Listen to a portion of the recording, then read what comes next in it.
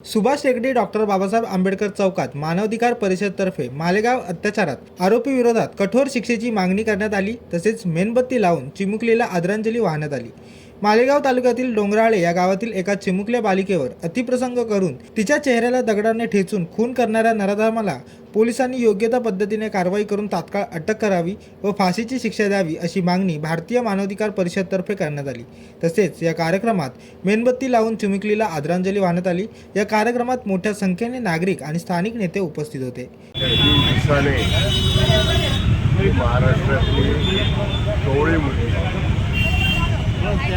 त्याच्यावर अत्याचार करून हत्या करण्यात आली।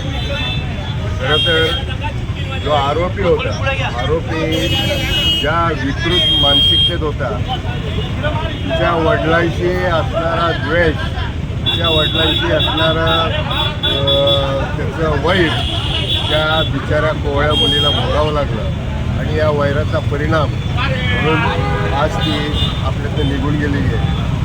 आरोपी पकडला गेला।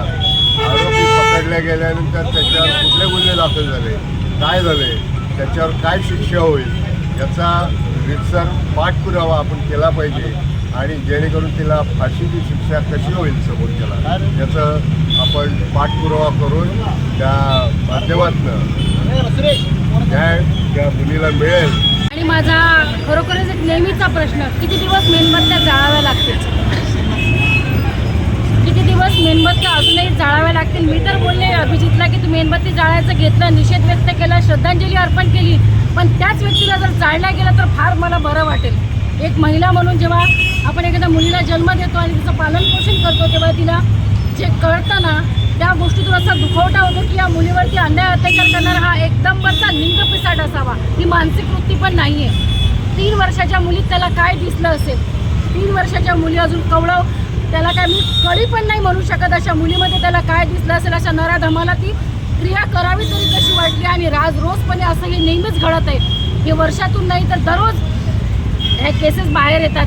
जी समोर आली तिचा बोलबाला होतो, ज्या दबतात, ज्या बोलत नाही त्या आतमध्येच राहतात। ते कितपर्यंत चालेल?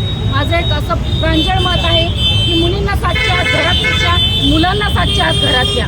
कुणाल वाघ, जनशक्ती, उल्हासनगर।